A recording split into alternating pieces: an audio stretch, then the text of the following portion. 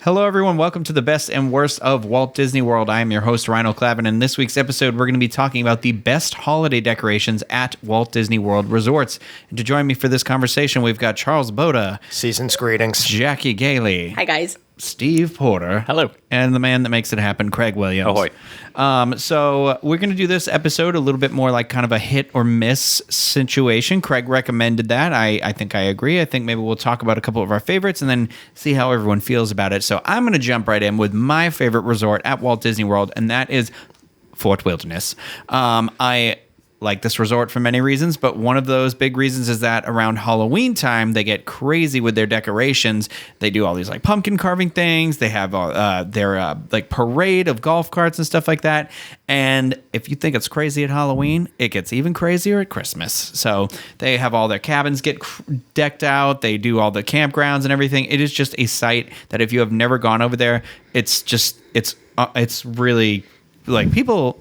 I don't want to say they don't have a life because they bring me a lot of enjoyment in it, but there are people that are incredibly dedicated to this being there. Like, we're doing it and we're doing it big this year. I think what makes this resort so cool is that unlike the rest of the Disney decorations, this is all done by the guest. Yeah. So, well, there are some at Fort Wilderness, like, Christmas decorations, but largely you're there to see what the guests have created. Yeah, because of the setup of the resort, because it's so sprawling and in the woods, it's kind of like Pioneer Hall gets a little bit of decorations and, when you first come in, but that's really it. So, well, and that's also why it's, even though I enjoy it, it's kind of a miss for me because it's great for the people staying there who have a golf cart or those that rented one because they're staying in the cabins. But I think it was just this past year. I don't remember if it was for Halloween or Christmas, but Rhino and I... It was Christmas. It was Christmas? Yeah. Okay. You and I attempted to go over. I was and like hanging out of the car while you were driving. Yeah. First we had to talk our way to be able to drive back there. Yeah. And then once we did get back there, then it's like, okay, well, there's no place to park, so you have to just kind of drive slowly around to look at. And even if you do just park at the front and take a bus back to Pioneer Hall and all that stuff, then once you like try to walk back to an area, you start to realize that there's not accessible walking paths throughout the entire resort. So while I applaud everyone who stays there for their efforts, if you really want to get the full benefit of it, you actually have to stay there and get that cart because you're not going to get the full experience just riding the bus loop around. You'll be able to see through the trees and stuff, but it's really best enjoyed when you can take your time moving about the entire resort. Yeah. And he makes a very valid point about that. So for Craig, that one's a miss. But how do we feel about the Grand Floridian? Very, very famous for its giant gingerbread house that it constructs in the lobby every year. This year, and it's a little bit of a different place. Yeah. However, I think it's a better vantage point because you see it as soon as the door is open. But what do you guys think? What do you think, Charles? I definitely say it's a hit. And the thing is, the Grand Floridian throughout the year, it's pretty, but it's kind of like quiet and austere, and it doesn't feel homey to me. Christmas is the only time where that changes a little bit. It really brings it out. I love the gingerbread house that they do out in the downstairs there. It's not life size, but it's human size. You can walk around it and everything like that. It looks beautiful. You can't live in it. Yeah. You could scrunch. If nobody's paying attention, you eat your way through the side. And I've never thought about that, but like the human rat you are. But no, the thing is, the design of the Grand Floridian, took me a second to realize you were mean. The design of it, though, is it really lends itself to the whole white Christmas, like reds and whites popping out kind of thing. So I like it, and it's the only time I'm really tempted to stay at the Grand Floridian instead of just walking through it. Well, it's like you come in, you see it, or you're talking about, you immediately get that like homey Christmas feeling, but then also they're serving you hot chocolate out of there, and you're like, wow, just like takes it one notch above it. You know what I mean? Plus, the lobby don't smell too bad when it's there either. Not that the lobby ever smells bad, but I'll go on Charles with that. Go after him with it and agree with him on it. It's a Victorian Christmas in every way, shape, and form. Very elegant. That's while it's not my favorite style of Christmas, I think it is it is something that a lot of people love and resonate with. And I'll be honest, it is the only time of year that I enjoy going to the Grand Floridian. So it gets a thumbs up in my book. Oh, thumbs up. We moved from a hit to a thumbs up. We're good. Next, Hit it'll with get a a thumb B. straight in the, You a just- thumb straight in the Thumb, face. Yeah, you break your thumb that way. Now, on a scale of 1 to 10. On a smiley or an unsmiley? 5-star rating. Yeah. So, well, let's move on down the monorail line and go over to the Contemporary. Steve, what do you think about the holiday decorations of the Contemporary? For me, it's a miss. I think that the gingerbread displays. Well, hold up. Back it up before we get inside. But yeah, you knew where I was going with the gingerbread display. Outside, out front, they have that massive Christmas tree that greets you as you come in. Yeah, but I don't know. I don't spend a lot of times just walking around the outside of resorts. Maybe Especially you not the should. Contemporary, I guess. but- And no, where it's- that giant Christmas tree is, there's nothing else out there. So unless you're just going to take a picture of the Christmas tree, they're just trying to get you to walk into traffic. Yeah, it's- Where you Well, it's for driving by. It makes it look magical. And I Right, thought yeah. the same thing, but I Ubered there and Ubered out of there for the Christmas party.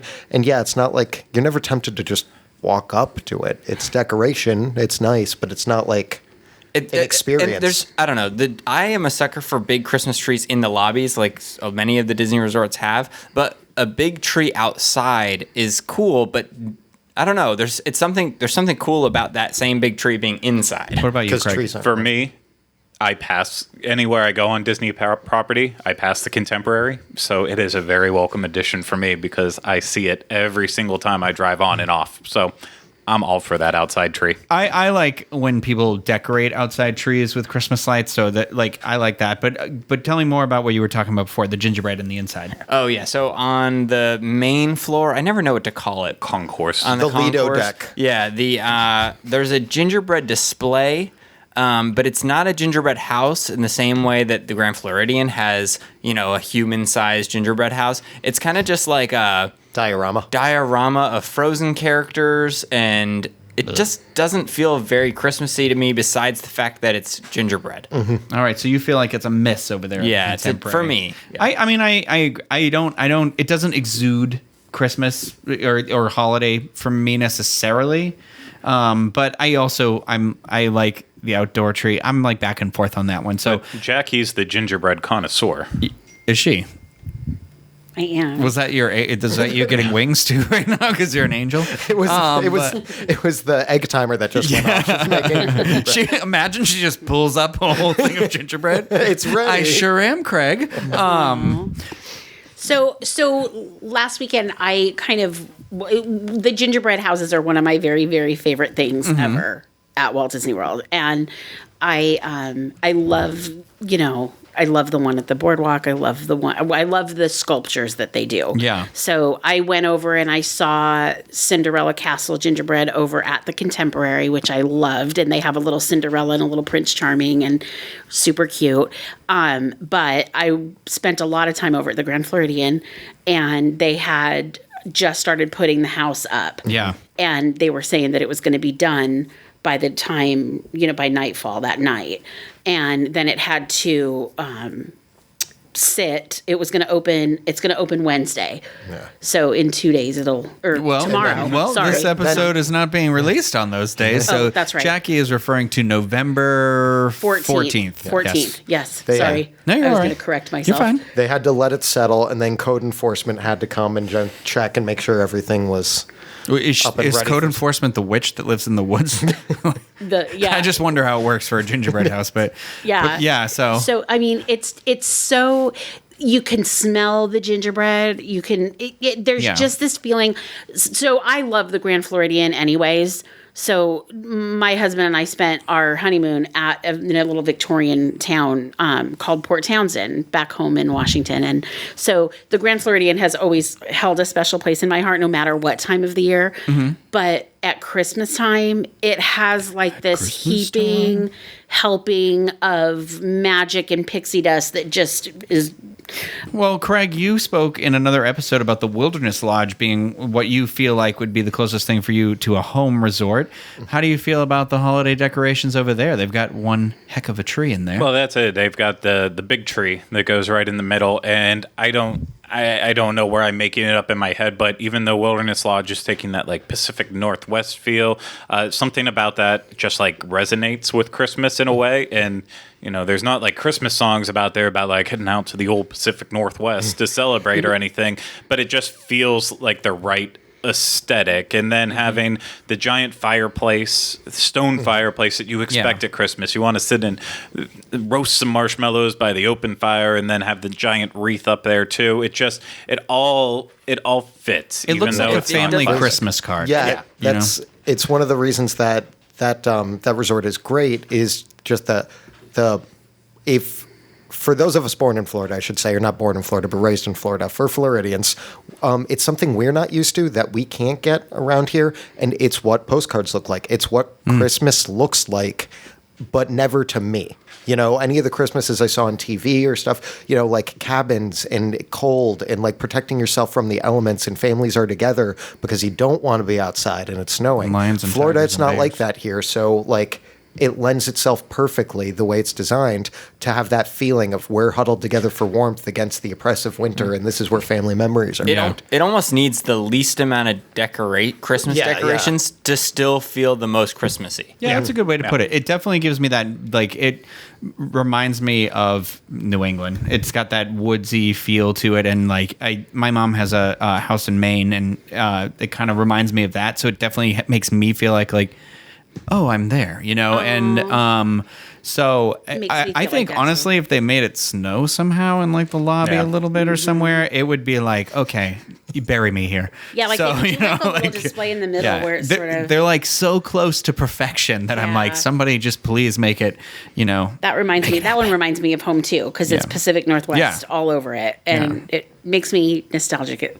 For sure, yeah. You give me a cranberry flavored cocktail in there, and I am all about all set. We've got one more resort we want to mention too, and that is the Animal Kingdom Lodge. I'm a big fan of the tree that they do over here with all the masks and everything that they put into it, and plus, Animal Kingdom Lodge. I know Craig has complained about the lobby before, about the way the sun comes in and stuff like that, but it's dark.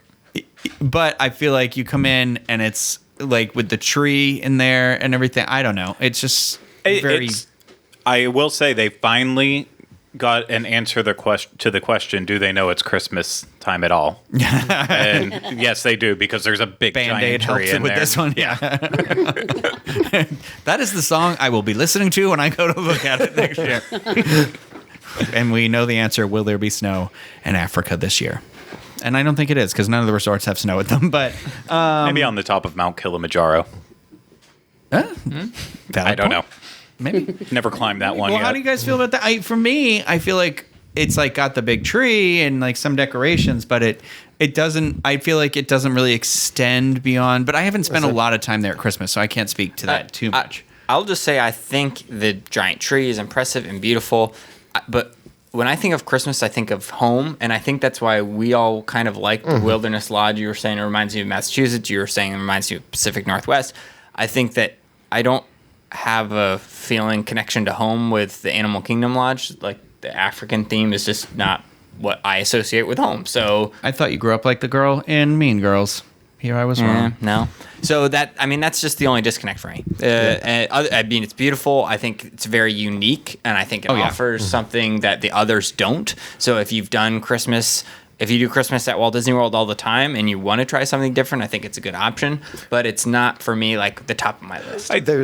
There's like a disconnect with the theming, I think, sometimes, because like everybody has in their mind the things that work with Christmas and the things that don't. And like everybody in this room are still going to disagree on some things, like the Christmas songs we like. I like rockin' Christmas songs. I don't. I like old class. We all have those things. I love Animal Kingdom Lodge for the theming, but that theming just isn't tied into Christmas with me. And I'm the kind of the same way about, like the Polynesian doesn't make me feel Christmassy because that's not what I associate with Christmas. I associate winters, and both of those make me feel warm feelings, and they're decorated with warm lighting and stuff like that. So, it's just, they're great. I just don't think they work for Christmas as well. Yeah, and that's what I was going to kind of say. Jackie mentioned it too. completely forgot about it when we came up with the list, but Boardwalk, Yacht, and Beach Club all go not all out. I won't say that much, but they all do something special for each. I kind of look at those three as like is a together factor. Like I wouldn't say like, okay, well you should only go to Boardwalk or only go to Beach Club. You should go to all three. But like Boardwalk has their little bakery, gingerbread house. The Beach Club has the carousel, the gingerbread carousel, and then Yacht Club has their little Christmas town display. Yeah, I do like the Christmas town display. Yeah, and so like I look at those all the same way I do Contemporary and Animal Kingdom Lodge. They're like accent pieces that if you're staying there, they will help put you in the Christmas spirit by being able to walk into the lobby and see them. But they're not necessarily like this right there. That did it for me. I'm all Christmased out, kind of like you do get at the Grand Floridian and Wilderness Lodge, and if you're staying at Fort Wilderness. I feel like those ones are just Christmas all the time, and the rest, they're all nice little accents that help. Yeah, that's a good way to put the frosting on the cake. I do think they are, like, if you're coming down, it might be worth a trip to go and, like, just kind of lobby hop one day and maybe, lobby hop? Yeah, I said that right. Okay. And just, check it all out, and you can make it like your hotel lobby day, and get your hot chocolate at Grand Floridian and, snack here and there. Yeah, I think most of us have done that before at some point, right? And that is a really, really fun day. Yeah. It's just nice, especially if you catch one of those days where it might be under 80 degrees, maybe. But that's what would make it perfect. It really would. Well, tomorrow it's only supposed to be in like 70 or something like that. So doesn't matter to all these people who are watching this weeks from now. I know, and they're probably it's snowing where you guys are right now, and you're like, why is this jerk complaining about the heat? But those are some of the lobbies that we talked about. I know it was kind of hit or miss. It was just kind of our feelings on it all. Like we said, they're all worth kind of visiting, and that would be the Boardwalk, Yacht Club, Beach Club, Animal Kingdom Lodge, Wilderness Lodge, Contemporary, Grand Floridian, and Fort Wilderness. Of course, if we missed some in there that you feel like are deserve to have been mentioned, please let us know in the comments below if you're watching this. If you are, you can also subscribe to our channel to get more content like this. Make sure to hit the bell so you can stay up to date on all the videos and other content that we post. If you are listening on iTunes, please feel free to rate and review the podcast as well. And as always, we are welcome to show ideas. However, please, any of the best and worst restaurants and stuff like that, that's going to stay to the dining show. So just make it non-dining specific, and we'll happily be able to do that. Bars are a different story. I will gladly tell you drinks and whatnot about that. So thank you guys for having this discussion. Thank you everyone out there for watching and listening, and we will see you next time with another episode of the best and worst of Walt Disney World.